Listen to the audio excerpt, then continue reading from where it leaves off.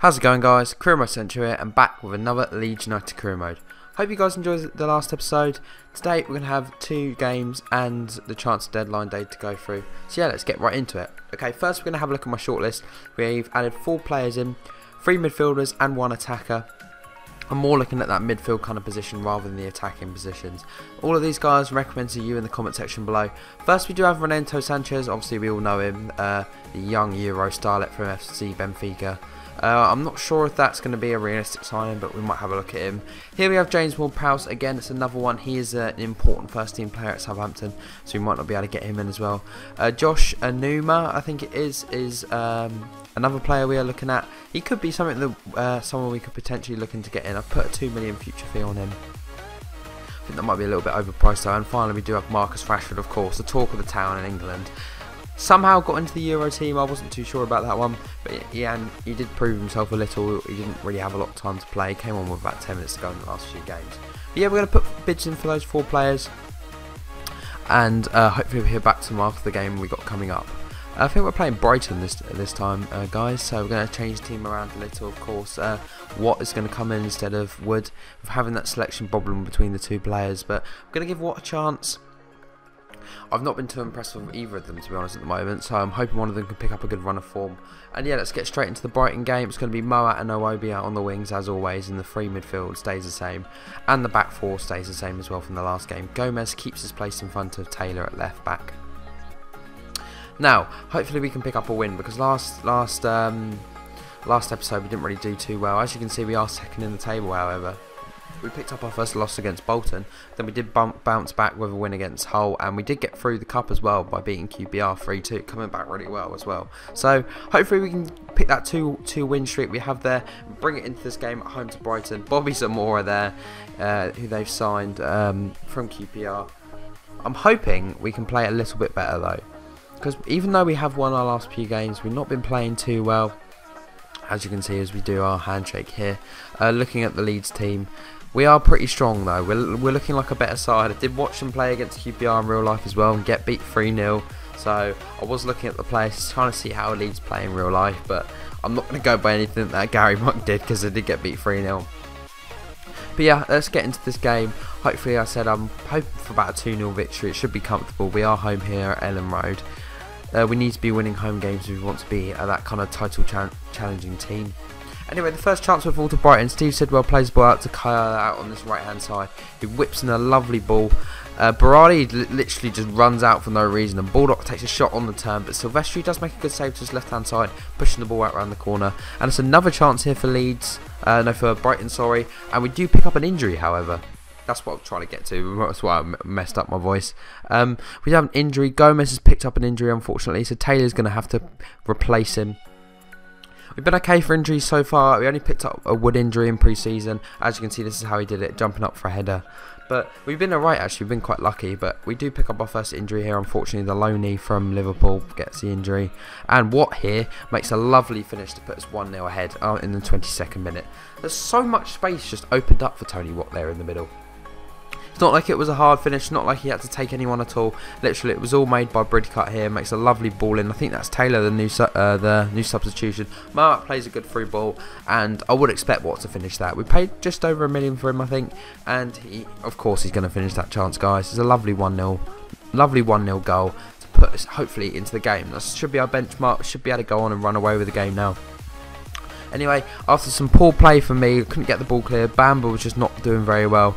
Falls back to them. Another shot cleared by them, and I think it was Hemed from them. There's another shot on the left hand side for Silvestri, and another one he tries to palm away, and he does do that successfully. He has been playing pretty well, as you can see the top left hand corner. 6 saves for Silvestri after 30 minutes. So Brighton are putting us against the back wall at the moment.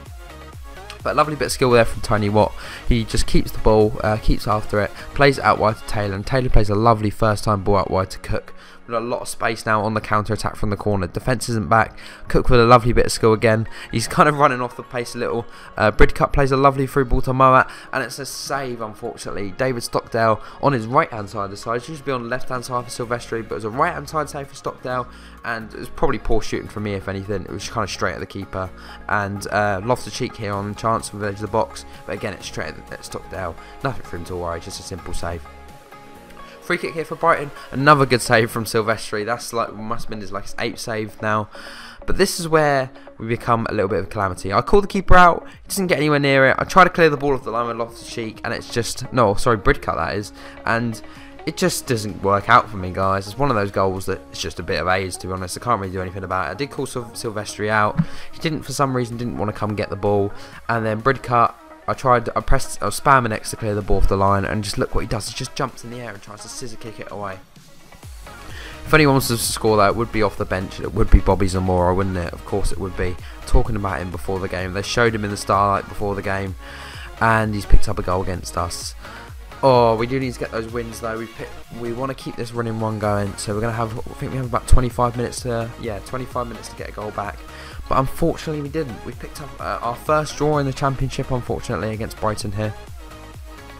We did play quite well. As you can see, we did have 6 shots, 4 on target, but Brighton did dominate us. They are 9 shots, 6 on target, 55% possession. Again, we seem to be getting dominated on this world class. Anyway, now before the next game against Bristol City away, we do have the transfer deadline day. Of course, I did send out those 4 loan offers, so we're going to hopefully hear back from them. If I had a choice between any of them, I'd probably look at Renato Sanchez. I think he's the highest rated out of the few. I don't know what's going on with my footage now. If you're seeing a lot of lag, I'm sorry about that. My capture card has been playing up a little. Unfortunately, I might have to look at getting a new one if this channel takes off. But it's okay for now. It does the job. And if there are any problems with the quality, it was mentioned in the last episode, by all means give me a shout in the comment section below. I'll see if I can address it by changing it into a different format. Anyways, we have an offer back from all of the clubs that we sent them out. Marcus Rashford didn't want to come. Tottenham accepted it with a 2 million, which is perfect. And Renato Sanchez didn't accept either. But we're going to send another one for Rashford just without the future fee. And as you can see there, Gomez got injured for 3 months. So even though we did sign a backup, we put all that effort into getting someone new in on loan. It's just not going to work. I don't know, sorry, Renato Sanchez did accept. It's James Ward-Prowse that didn't accept, unfortunately. So 2 accepted, 2 declined. I don't know if I've got enough to put both of them in. I'll have a look. But I think it's between the 2 at the moment. I'm swaying a bit more towards Enuma just because I can probably buy him at the end of the season as well if we sell a little bit. Rather than Renato Sanchez, he's probably going to cost us a lot of money to sign, isn't he? I think he's about 75 rated as well. So yeah, we're going to go ahead and get Enuma. I'm not too sure about them though. As you can see here, I'm just delegating between the 2 players. I was going to choose Sanchez, but then in the end I did choose Enuma. I'm going to get problems with this name, guys, but I will get it sorted. We did have problems with Enuma. But he's only 5,000 a week and a future fee of 2 million. If we get him up to about 73, 74 rated by the end of the season, by training him a little, and obviously he's going to be playing in quite a lot of games, he probably could come a very good signing. He could be worth maybe 5, 6 million by the end of the year. And I quickly had a look at my wage budget to see I could afford both. So we do make 2 signings on transfer deadline day, 2 loans. As you see, Sanchez is a 2-year deal, whereas Enuma is a 1-year deal. So that means Sanchez will stay at us for 2 years. I can always end his loan at the end of next season if I want to anyway, and maybe sign him on a permanent, or if he's not working out for me at all, I can end it. But 2 years for Sanchez is perfect. He's kind of that kind of young player that you can kind of transition into the squad. I think he becomes our highest rated player as well, at 76 rated. Enuma is at 69 rated at the moment. I'm not sure how I'm going to play him. He is a cam. I can play him on right mid as well. It's a lot you can do with Enuma, so I like having that kind of options, because our players aren't very versatile, as you had a look before. I'm going to go into the squad now and see how everyone is. Yeah, Sanchez is 76 rated. Got a selection problem though. Obviously we have been liking our midfield with Loftus-Cheek, Bridcut and Cook. They've been our solid 3. So is Sanchez going to be able to break into the side against Bristol City? I'm going to put him in. The 18-year-old will make his first debut. Of course, Gomez is out for 3 months, so Taylor's going to have that problem of playing mostly every single game for us, as we don't have another backup left back. Wood's going to come in for this game, although Watt did impress. I wasn't too happy with how he played. So Cook's going to come in, and the midfield is going to look like this. The midfield is going to look like this. It's going to be Loftus-Cheek in the middle, Sanchez and Cook. Iwobi loses his spot as Moat, Wood and Enuma take the front 3. And yeah, that's how the team looks, guys. The back 4 is the same, obviously, apart from that injury, and Silvestri does keep his place in goal. Now, away to Bristol City, another one of those teams like Bolton and all those kind of teams that I've played before, around that bottom half. And we did get a loss against Bolton away, so hopefully we can pick up a different result to what we got to Bolton. because I wasn't too happy with that game. We didn't play well. The team was a little bit lackluster. So we're going to have a look how we get on now. Away to Bristol City. I'm going to try and keep possession more in this game, because most of my other games I've been trying to play it around and just play long balls. But now I want to keep possession, just, you know, play it around. Yeah, play it around the midfield. As you can see, our two new signings here, Renato Sanchez and Anuma. Anuma's 6'1", which I was quite surprised. I'm not sure if I like him on the wing at 6'1". We'll get a taste of him in this game today, as he is rocking the number 26 shirt. And yeah, we're going to get straight into this game at Ashton Gate, at Bristol City. And oh my god, could we start with any more of an AIDS goal? Alright, I tried playing it long with the goalkeeper out to the right backs, as I said I want to play possession football. And for some reason, Silvestri decided to power it straight at Jason Denayer in that centre-back position.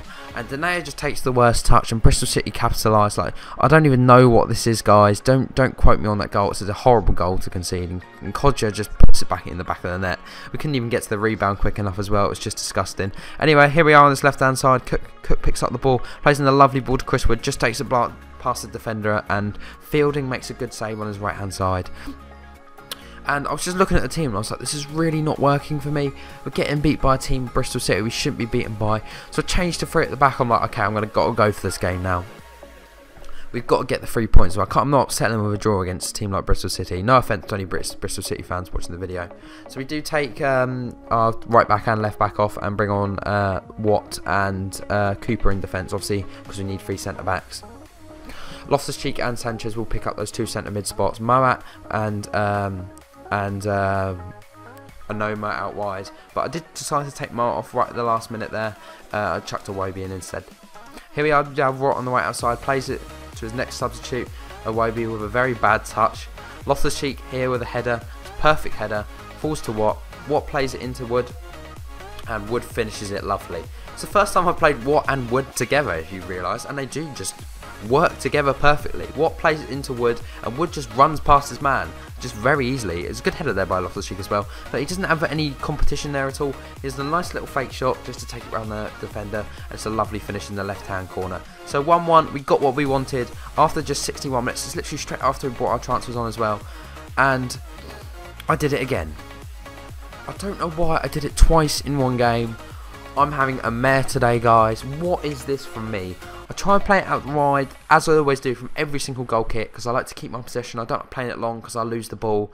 And it's done it twice. It goes straight to the defender and it bounces off his leg really fast and he can't control it. This time it ended up being a penalty. I was like, they're not scoring this. I'm not having them scoring this.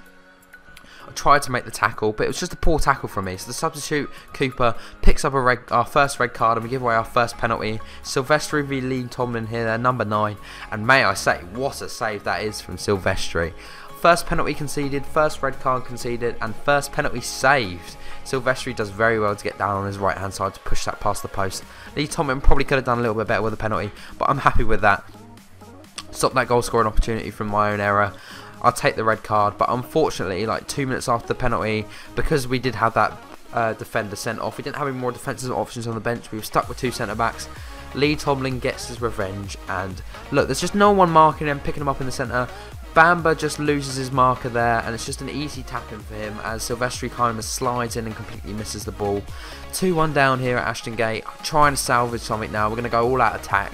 Try and get a goal in the 90th minute. As you see, we are with Anuma here. Pass it into Cook. Would have had a lovely chance. Hits the keeper. And it just scrambles just wide. That was our chance. And it went begging. We had it in the last game as well. I think when we played, I can't remember, but we drew 1-1 and Wood had an offside goal. It's the same thing again. We just couldn't get it in. It's one of those days where you have a bad game. 2 AIDS goals scored.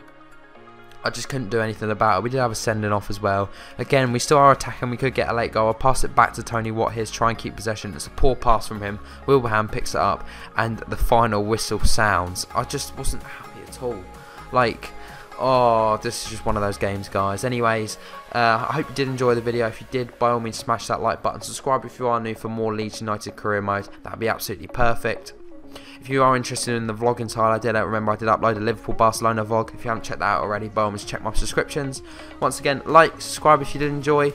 And yeah, I'll see you guys next time. Peace.